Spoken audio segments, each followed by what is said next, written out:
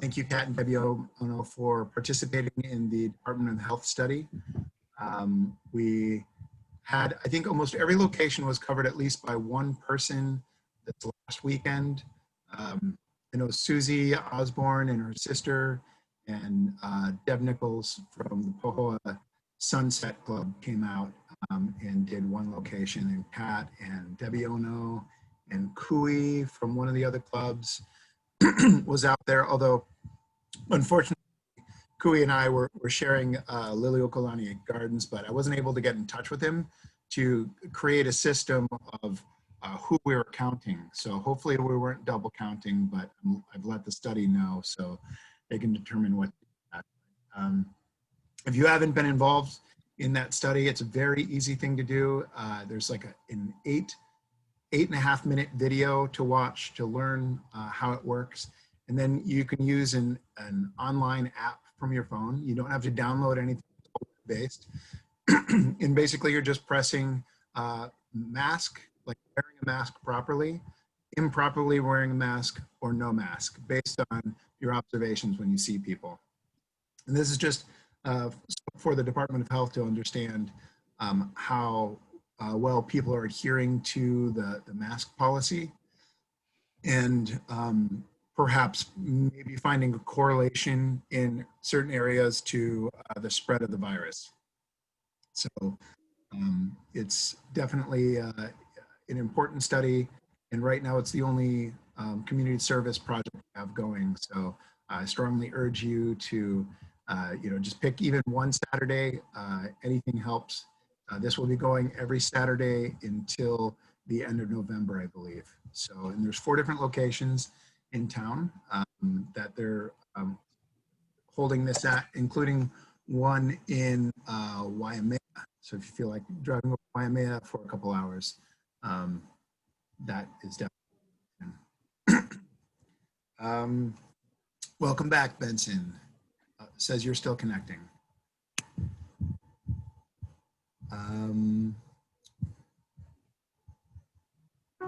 Birthdays.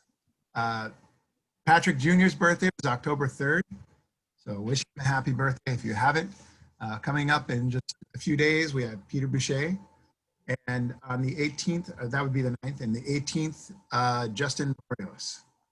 And there are no anniversaries or anniversaries, at least none that have been put into the computer system. So if we've missed that, I'm sorry. But we have some Rotary anniversaries this month. Brenda Ho and Rosemary Linden both hit 20 years this month with Rotary. Hilo. Wow, awesome. Right? 20 years. Man, impressive. One more year and they can drink. Yeah. One more year they can drink whenever they want to. Yeah. And Alapaki Nahale. Yeah. I feel like I've only met Alapaki once, maybe, but he's been here 3 years, right? Yeah, but he doesn't really come, but that's okay. Yeah. Yeah. Justin comes and some of his other people come. So. Awesome. So with that, I'll turn it over to you, Benson, since we now have. Okay, cool. Okay, so I'm going to be shuffling hats on this particular piece. So I'm going to put on my district trainer hat. So one of the things that we decided to do, because what we have learned over the years is that informed Rotarians are Rotarians that are typically engaged. So we're launching out this program, and you'll start to hear more and more of it. And it's called Basic Rotary Certification. So what we're endeavoring to try to do is to get everybody in our district, as many as we can, to go on to the Learning Center in My Rotary and take a little 15-minute course called Rotary Basics. And it's just basic information about Rotary, when it started, who's Paul Harris, what the, basically what the point of Rotary is, the objective, talks about the 4-way test. And so, if if you go on and you take it takes about 15 minutes, You take a little quiz at the end. It gives you a little of completion. And then it also sends us notification at the district level that you've completed this course. And so what we're going to do is try to keep track of all the clubs, and we're working now because the majority of clubs now have a club trainer. And so we're working with the club trainers to encourage everybody in their clubs to take basic Rotary certification. And so our goal is by the end of this Rotary year that 50% of everybody, 50% of people in each club will have finished it. And by the end of next Rotary year, by the time Randy takes over, that 100% of all the Rotarians in our district will have taken Rotary Basic Certification. The reason that's important is, like I said, informed Rotarians tend to be more involved Rotarians. And then it sets the stage now for us to do leadership with those people who have completed the course. So these are people that we're going to be looking at that are interested in doing, community chairs, working on the board, being a president-elect, a president, maybe a presidential nominee. So that's what's important.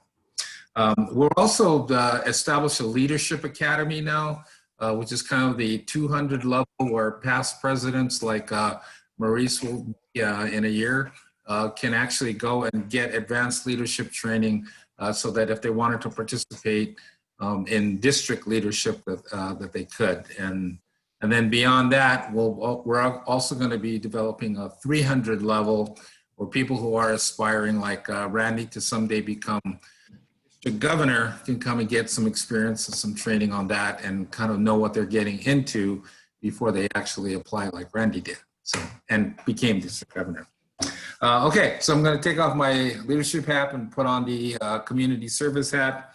A couple things that Maurice mentioned. World Polio Day is going to be the 24th of this month.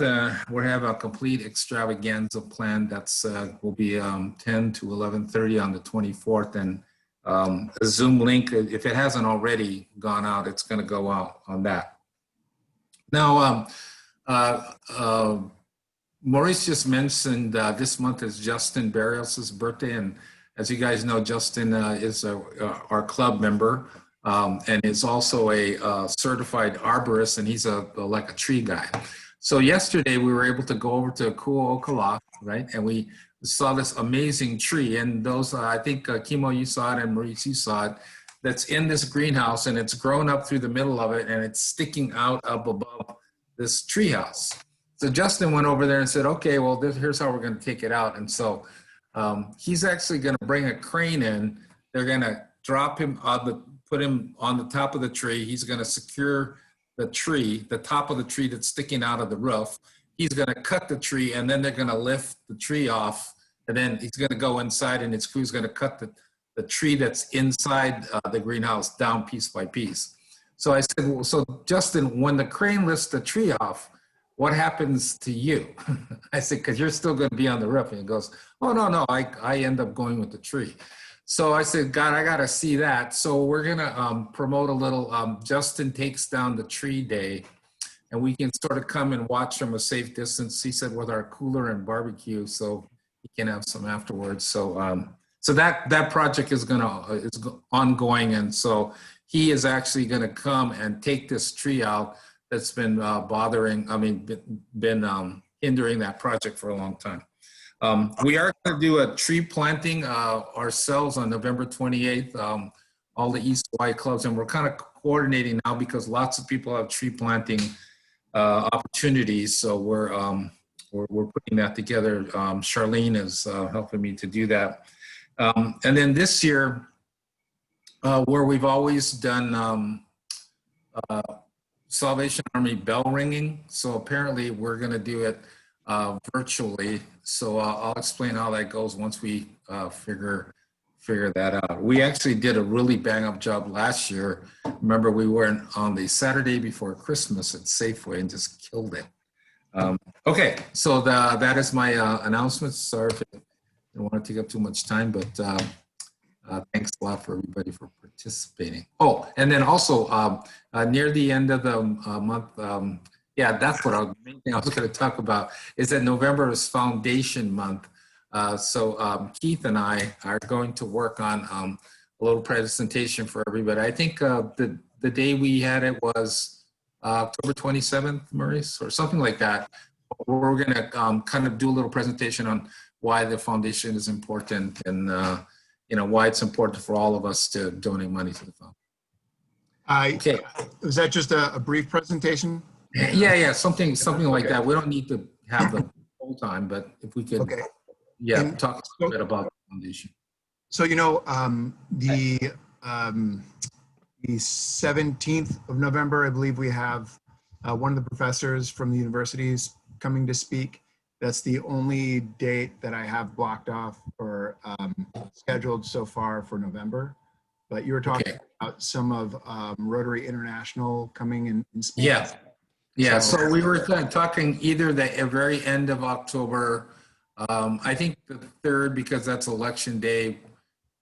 I don't know if you've made a decision on whether we're going to go dark on that day. Typically, when we have a national holiday or something like that, we do. But either before that, before the 3rd, or after the 3rd, one of the two. Because we just wanted to now that everything's virtual.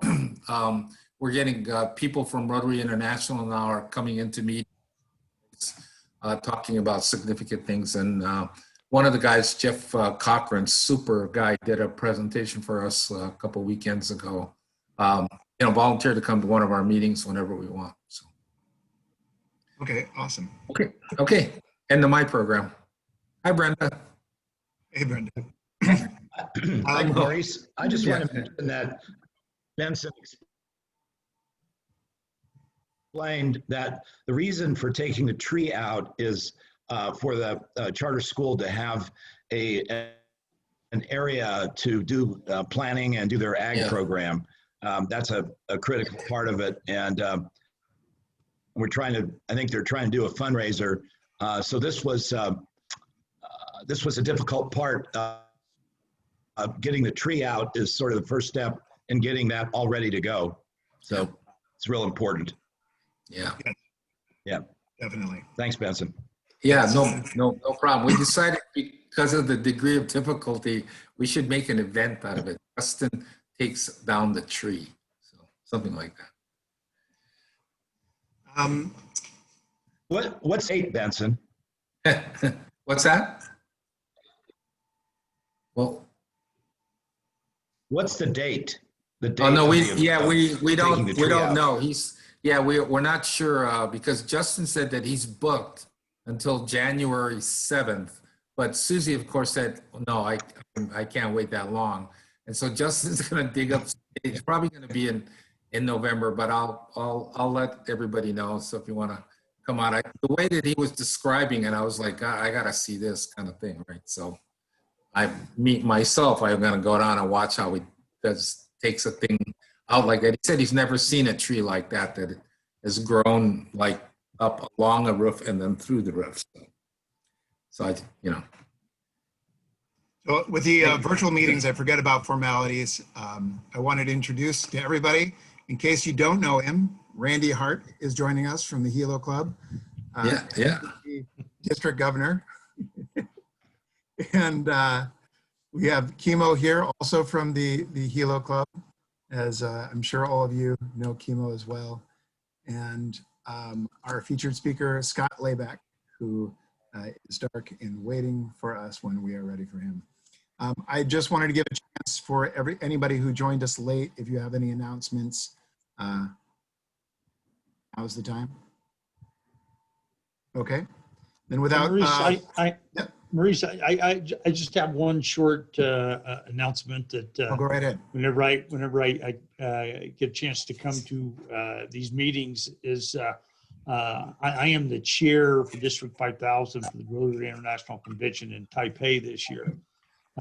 So every time I get a chance, I try and promote the convention, which, by the way, is still on.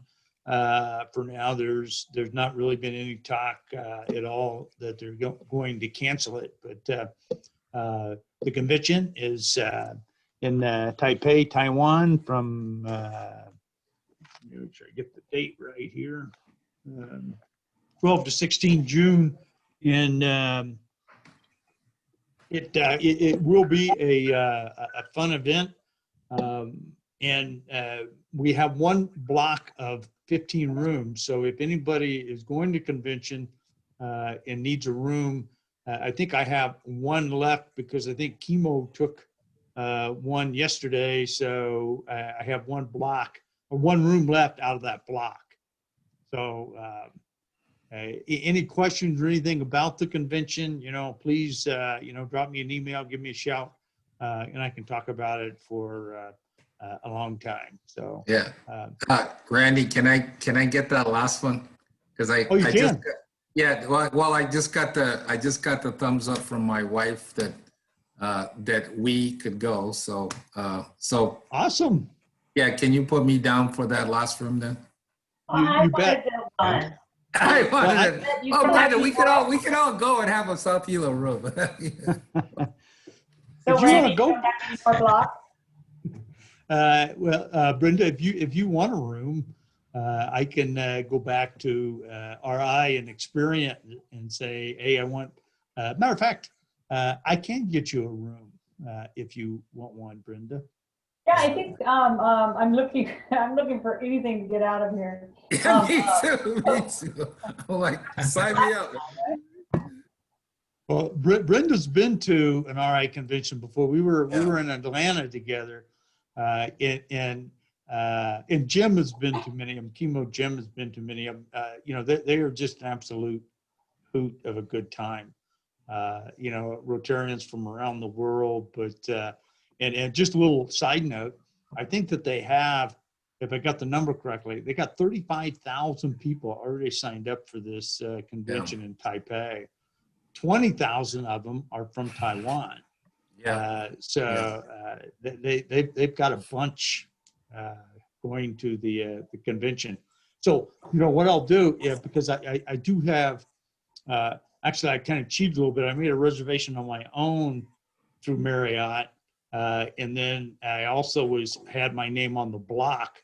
So I will take my name off the block and put Brenda's name on the block. So everybody gets a room. And if anybody else, comes along and wants a room, I don't mind going back to Experian and asking if there are additional rooms. But I'll definitely, I'll go in today to get Benson, you and Brenda signed up, and Chemo's friend that I just heard from this morning, and get you on that spreadsheet. Yeah. So Great. Awesome. Yeah. And by the way, great. our goal for District 5000, and they go by a percentage, is that we have 75 people sign up to go to the convention. We already have 73 signed up to go to the convention. So we will meet our goal as long as the thing doesn't get canceled. And last word on the convention, if it does happen to get canceled, you'll get your deposit money back, because the one night deposit is due now. Okay. If it's canceled, you get your money back.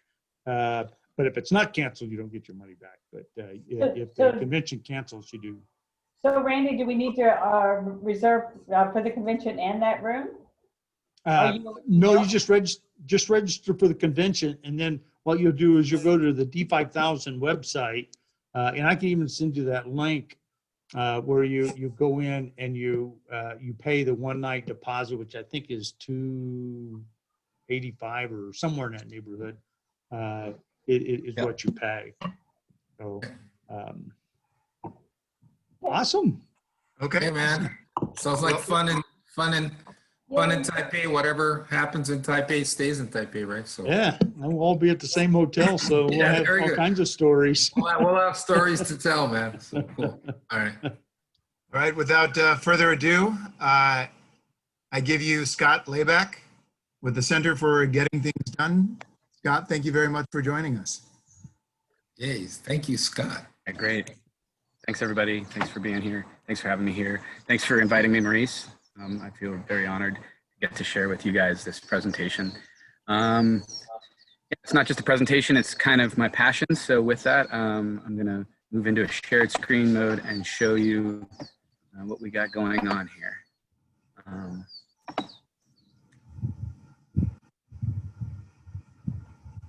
Everybody there. So I'm going to keep it in the editing mode, actually, just because I think it's going to be easier for me to go in between some of the websites that I have up so I can show you some things.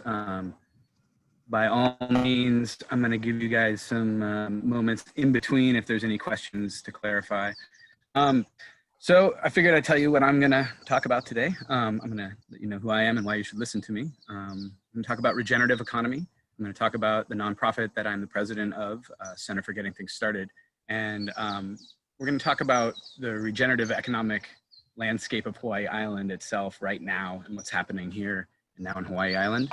And we'll talk about some ways that we are looking for support for some of the things we've got. So who am I? My name is Scott Laaback. I am a co-founder and currently the president of Center for Getting Things Started. We're a new nonprofit in the last 2 years. But we kind of have a powerhouse team on our board of directors, and we're fairly focused. So we've accomplished a lot actually in the last 2 years since we received our IRS certification. I'm also the vice president of the Hawaii Farmers Union United Puna chapter, located out in Puna. That's where I live, and that's where I am right now. For work, I'm a regenerative landscape designer and coach. And what that means is I incorporate permaculture design principles of infrastructure and general relative location with conservation, regenerative agriculture, and landscaping. And I also then work with owners of land to learn about their land and how that they can be better stewards of their land. A project that's near and dear to my heart that Maurice came and visited is called the Kumakoa House. It's a grassroots effort that has no official standing, but we're adjacent to the University of Hawaii Hilo, and there's a shared house community in there, and the whole landscaping has been converted to edible landscaping and medicinal plants. And we, every 2 weeks, bring the residents of the house together to transform that land. And in the back of the property, it's adjacent to the university land, and the university land was overtaken by weed trees and invasive species. And so we've removed the invasive species and planted the beginnings of a food forest. And we continue to try to grow food right there and deal with that. Also, I have been known to be a farm-to-table chef. These days, my cooking is very much for passion and for a cause. And so I like to cook for fundraisers and put together really big, beautiful spreads. In my former life, before I moved to Hawaii Island, I was a wildland firefighter, career path with the U.S. Forest Service. And I was in a leadership role there, and I started to realize how perilous the systems that we're operating on the planet are in relation to ecology and in relation to food systems especially. And I moved to Hawaii about 12 years ago, and I began learning about food systems and regenerative food systems and conservation and edible landscaping. And I worked in a number of these fields to make my way. And what ended up happening is after a stint at Kalani Honua, the retreat center down in Lower Puna as the permaculture manager and then land care director, before they closed due to the lava and have reopened, I then, on the tail end of that, began the nonprofit with a number of good friends because we had a vision of what our next steps might be. So that brings us to regenerative economy. I'll talk a little bit more about the nonprofit in a second, but why regenerative economy and what is regenerative economy? So why regenerative economy? I won't get too deep into this, but we know that climate change is closing in on us, and we know that our soils around the world are depleted and biodiversity is crashing around the planet. And we have to figure out something. And what we realized is in a think tank actually that helped originate our nonprofit was not our concept, but regenerative economy is the concept that's out there, was that we needed, instead of just grassroots efforts and small efforts on the fringes of society and and just pure philanthropy and nonprofit work, the only way that we're going to actually have the shift that we need is if it's tied directly to the economy and economic benefit. And so we see that there's a need for this concept. Here's a really basic picture that kind of shows what a linear economy is, and that's kind of where we're stuck right now, where the loops are not closed, and we waste a lot of energy and time. And then a recycling economy, you know, we start to close some of the loops, but what we're looking at is more of a circular economy where we're using whole systems design to actually bring about an ecosystem, an economic ecosystem that supports the regenerative capacity of the earth, the life-giving capacity of the earth. And that's connected very much to social justice issues and health and well-being, because of course, healthy people are happy people, and happy people are healthy people, and they return that to the environment if they're in connection with the environment. And so, the next slide. Just want to talk a little bit about some of the challenges and solutions that we found along the way. So what we're entering into is perhaps the greatest change management process that humans have ever encountered, with the need to look at what is coming with climate change, whether it's adaptation or mitigation, if we decide to be proactive, that is. And what we realize with change management and cultural evolution is there are ingrained habits and institutions and things that are very hard to dislodge from their patterns. In regenerative design, we would call that pattern integrity, and it's very hard to shift pattern integrity unless you have the right input of energy. Sort of like the ionization process, when you have the right input of energy, you can shift the electrode to the next orbit that you need to. But it's only that input of energy at the right time. So we're looking at how do we actually start to shift an entire culture. And we're looking at organizing multiple perspectives and needs and desires and bringing them to a place where they have a common goal and a common focus. And then with that, you know, with the institutions that are ingrained, we're navigating policy and the slow pace of government at times. It's definitely hard to get things to move through government. I'm working with another think tank right now that is doing some citizen lobbying, and we're finding that even policies that are in place for the government, there's not a lot of impetus, and there's not a lot of backing from and push from the voters and the people themselves to make these things happen. So change at that level is going very slow. And then, of course, if we're going to have a regenerative economy, it's actually got to be economically competitive, and the solutions have to actually work for the market. So we have found, wrong slide, looking at my notes down here, pardon me. We found some solutions that we had begun to engage in our first year. So we've been looking at PR and cultural efforts to inspire the change, and one of our first initiatives as a nonprofit was working with festivals and venues to try to mitigate their climate footprint.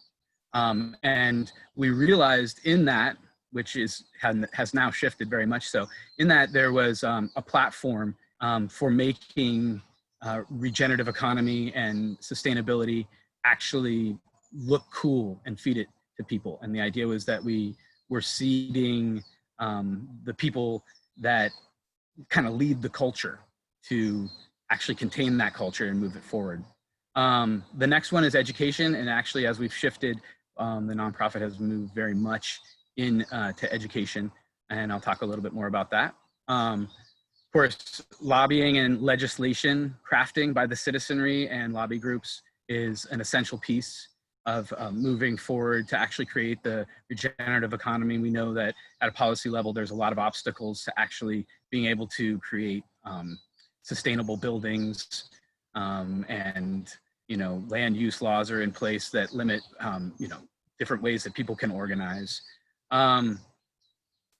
A great way, this is kind of the overarching theme, is embracing regenerative design, and regenerative design really is looking at how to put the pieces of ecology together and the culture together in a way that are harmonious and that can continue to support the life-giving capacity of the earth. And directly here, it's Hawaii Island that we're trying to support the life-giving capacity of.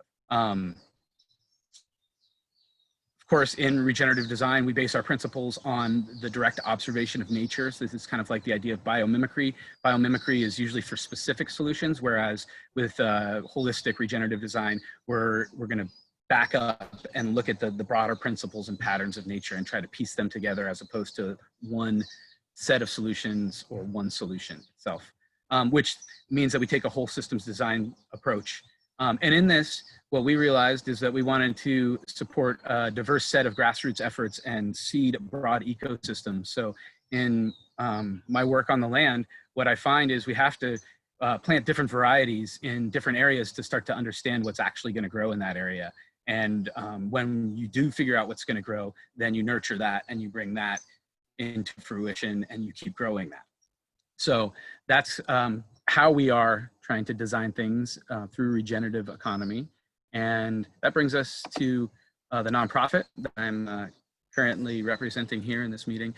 We are called Center for Getting Things Started. We are a 501c3. And I'm going to just talk about how we got to where we are through concept to where we're going in the future. So the concept is essentially that we want to plant an ecosystem of regenerative economy through all the pieces of regenerative economy. But of course, we have to focus in on our direct mission so that we don't get too spread thin. So we also are looking very much at what the opportunities are that are in front of us. So in doing that, we see that our skills and our strengths fall in certain areas as a team, as a nonprofit board. So I am a specialist in regenerative agriculture and regenerative land care as kind of a broader term, because I don't think that there's actually a separation between the landscaping that someone does or agricultural production or conservation. I think they're very much intertwined. Our Education for Sustainability wing is headed by Mingwei Ko Mingwei. She's a PhD in sustainability education, and she is very much moving forward in that wing. And I'm very excited to share with you guys some of the things that she's doing. And we have an appropriate and innovative technologies, business development and promotion kind of wing that has been kind of slow to get off the ground. And all of this is rooted in wellness, and we're trying to figure out how we intertwine wellness into all these things. The project that's on pause right now that I'm going to share with you as a past accomplishment is the Ground Zero initiative. And that's when we were working with the festivals and venues to make them as limited in their impact on the climate as possible, and starting really at a basic level with zero waste and things like this. And then we realized that also with any of these things, the greatest challenge that there is how to organize socially. And I think we all kind of came to that conclusion on our own. And at the same time, the think tank that we came from is founded by a professor at Stanford, and he has a fascinating story. He was an astrophysicist and worked on building the space station, and realized that the biggest difficulty in getting any of these projects done was how people are organized and how they come together. So he became fascinated with economics, and he founded a small school at Stanford around this with some other professors. And this is what came up in all these conversations, is how do you really organize people to move in a certain direction? Because there's a very large amount of organic evolution in an economy and in a culture. And to direct a culture in a certain way is difficult to do it in a way that actually is healthy and not prohibitive and isn't causing trauma on that culture itself. So with that, I'll bring us to some of our accomplishments. And actually, I'll walk through this in a second. So in our first year, we actually put on 2 design charrettes with the producers and some of the people that were involved in the festivals to start to figure out what the landscape looked like of sustainability amongst their festivals and what the solutions were that were appropriate. And these were 2-day mini retreats where we had a beautiful farm to table dinner the night before and talked about, and everybody shared and talked about what they had been up to with their festivals, to share their concepts. And then we seeded into their soon to be dreaming minds the conversation for the next day. And then the next day over breakfast, we broke out into breakout groups, and we designed some solutions for what they had all talked about. And then throughout the year, then we ended up putting into action those solutions at a number of festivals. As well, at one of those festivals, we had partnered with Carbon Buddy Hawaii, which is an app and website where you can get an inventory of your carbon imprint as either an event or an individual or a business. And you can figure out how much it would cost to offset, and then there's certified offsets on that website, on that app that then you can buy that go directly to a project that is offsetting the carbon through either renewable energy or tree planting and things like this. So we were bringing that online, and one of our efforts was to plant over 1,000 trees and to provide lessons in climate economy and climate change to over 100 students at 3 different schools throughout the Puna district. And then we also hosted a sociocracy meeting for the farm to school hui, the island farm to school hui. And this goes back to the governance question of how do we organize and how do we make decisions. And sociocracy is, it's a format for moving through decision-making as a group when you are a like-minded group with the same mission. And it's very helpful in cutting the time of meetings and processing information effectively. And what they have found is actually they cut their meetings from going over a half hour to being under by about 10 minutes after they've gotten through everything. We also participated in a Model UN and Zero Waste Camp in the Marshall Islands that I went and helped with putting that whole thing on in connection with the University of the Pacific. And at the University of Hilo, Hawaii, we put on a Drawdown Learn weekend, actually, where we brought people to learn about drawdown. And drawdown is actually the most comprehensive set of climate change solutions ever researched. And there is economic impact actually tagged in each of those solutions. There's a book and there's also a website, drawdown.org. And it's very fascinating, and it shows that there is a way forward, and it's actually a very economically viable way forward. And then at the festivals, we had made a partnership with Pedal Power Hawaii. I'll show you guys some of that stuff. And that was to provide renewable energy that was interactive with festival goers that help support the festivals and offset some of the emissions that we would have been creating otherwise. And then we got a grant from the Coral Reefs Foundation in conjunction with the U.S. Forest Service to do a wildfire prevention curriculum for Guam. That was very successful, and that's posted on our website. And so real quick, I will show you our website. There it is. It's www.c4gts.org. Pardon us for not having it updated. Capacity issue. We are all working as volunteers at this point to support this nonprofit. It is our passion.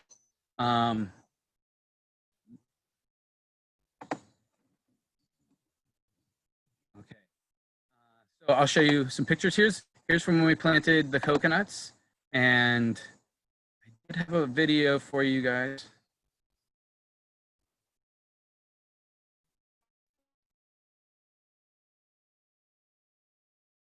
You guys still able to hear me? It's a lot stable there. Yeah, we can hear you. So yeah, we had the student line out and hand off the coconuts to get them out onto the lava out in Kalapana.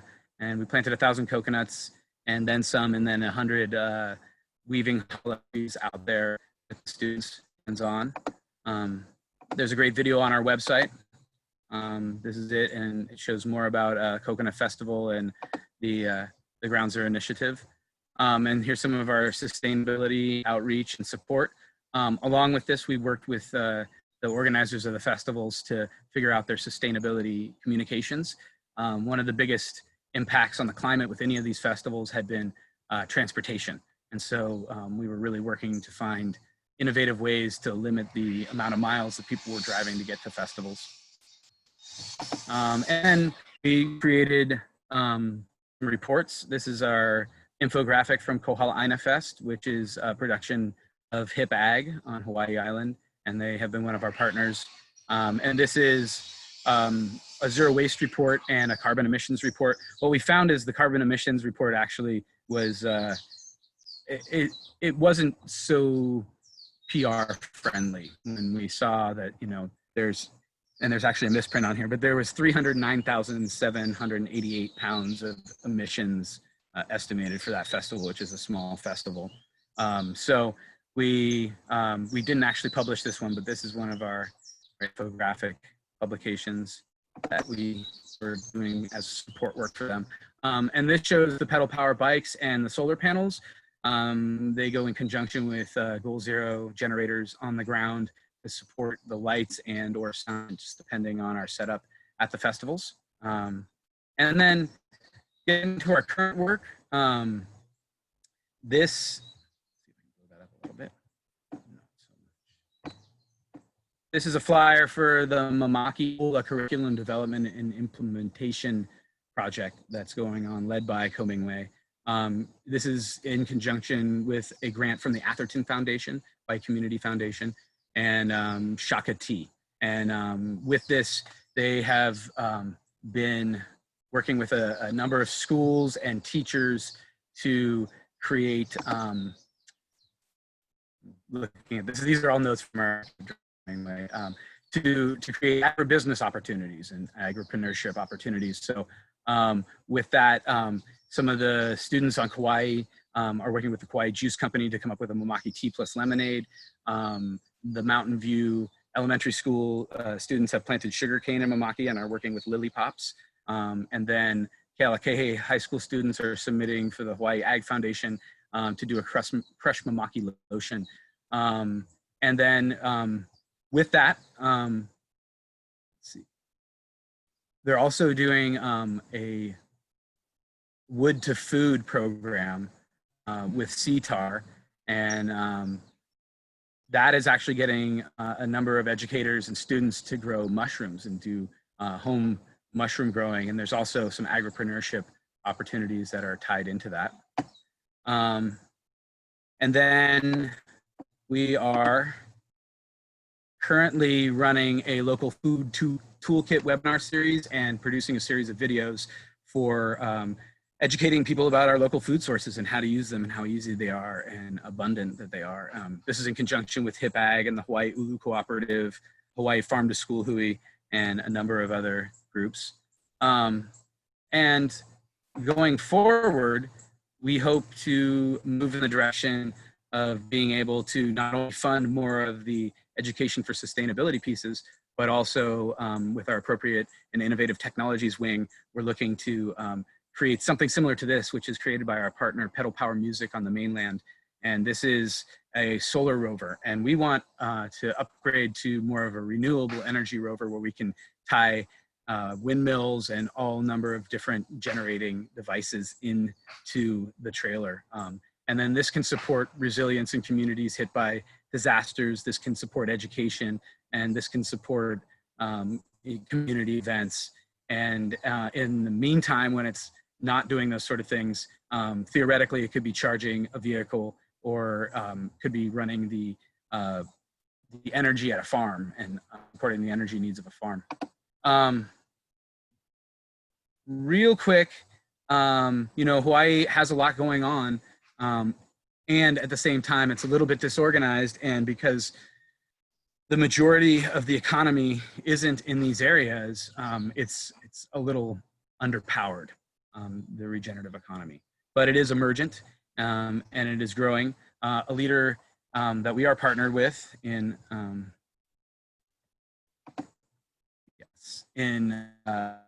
many initiatives is Hip Ag.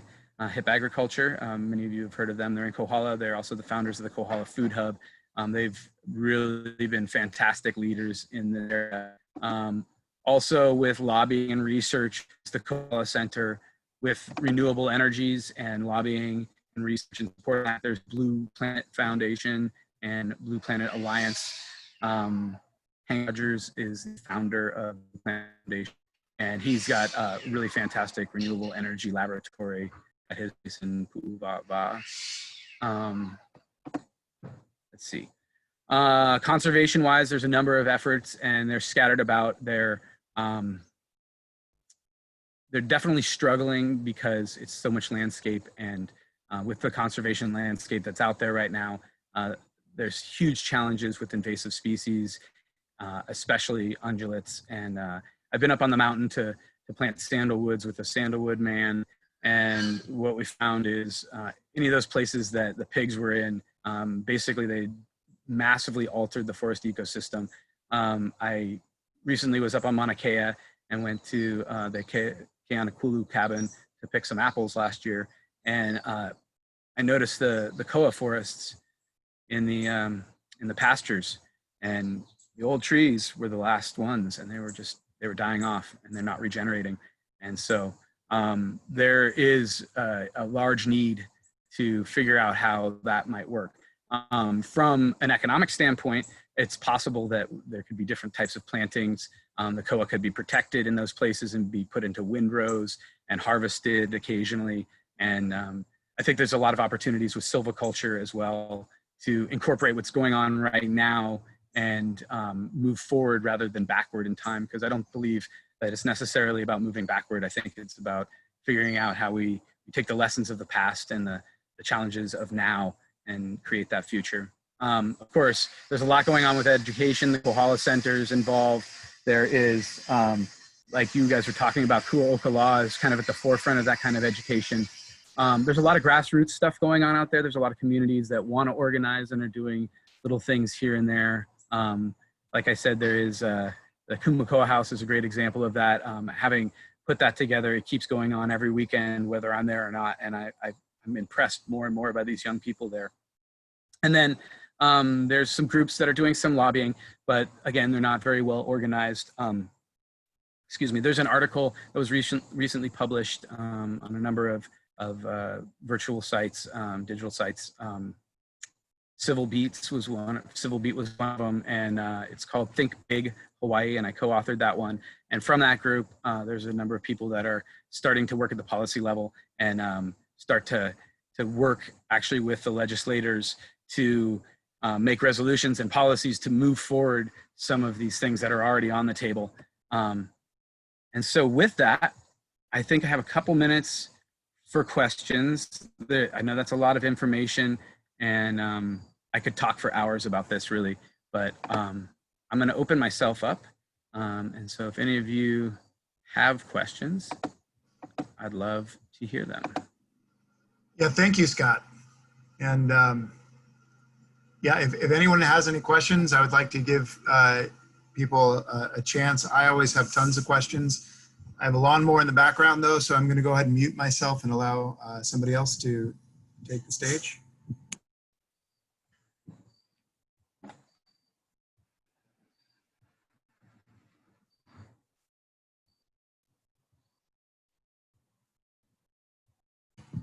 Okay, well then I've got a few questions for you. Yeah, go ahead.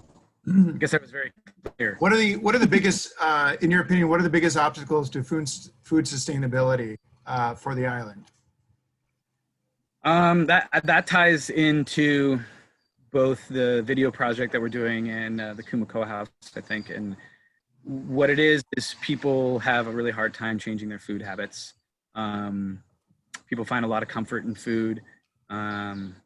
And it's really hard to grow the things that people really want to eat as a mainstream culture, as opposed to things that just grow easily here. So I'll give an example. So like green bananas, fantastic starch source.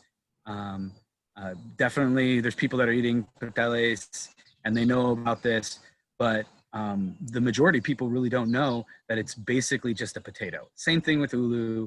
Of course, kalo grows so beautifully, and a lot of people don't know what to do with it. I mean, especially newcomers, malahine. I just read a post of somebody who decided to put the uncooked greens in their smoothie. and had a horrible experience. And so there's that. And so with that, I think it's about bridging the gap and finding the opportunities to bridge that gap. And so the web series that we're putting on is really trying to show simple ways that people can prepare these foods that are really delicious, that that might inspire them. And as well with the Kumakoa House, we're trying to plug people directly into the landscape and what's growing there. And so what's beautiful about that is every day that we do the work there, there's a group of people that go into the kitchen and have harvested things from the landscape. We're growing tons of food there. There's these 2 beautiful breadfruit on either corner of the property that are going off, and they're available to everybody on the outside of the property and the neighbors on the sides, as well as the people on the property. So they bring in this abundance and they cook it and they learn about it and they share it. So it's about people wanting to do that and finding some deeper value in that. And honestly, this is when I talk about cultural shift and change management. I actually think that there's a lot of dissatisfaction in the culture, chasing things that are disconnective. And I think that food and the land itself are the most beautiful connective medium that we have. So everybody wants to sit down and eat food together. I think that's where we bridge the gaps. So that hopefully that answers your question. Yeah, we get to do less of that these days, but sitting down and eating together. Yeah. I wanted to go back to one of your statistics. You said there was a misprint and it was like 39,000, but it was meant to say 309,000 pounds of emission. Yeah. And that was for Yeah. Paula Einefest. Yeah. Now, is that just in transportation and getting people? Mostly, like 90+% of it. Because your emissions per person per mile flying based on full occupancy is about 0.24 pounds per mile. So, I mean, 309,000 that's an incredible amount. Yeah, and it's because a lot of the people had flown in from the mainland, performers especially. Like when we looked at that, there was a big number right there. Okay. Wow. Very interesting. Do we have any other questions? Oh, Chemo.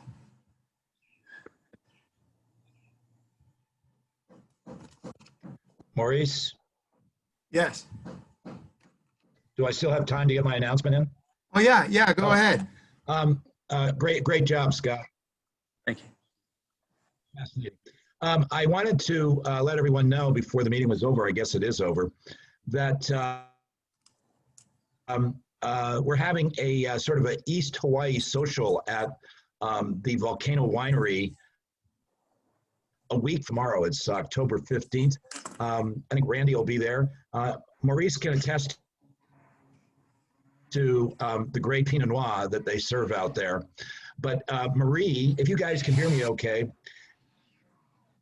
Marie, the owner, is a former Rotarian, and she is struggling, but she's really figured out how to space everyone out so that we can have at least 10 people, and perhaps even add more and break it into 2 groups of 10.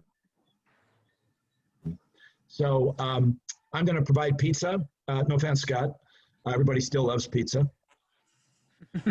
Oh yeah. And it's just a great lineup of winery. And so I'm doing an Evite.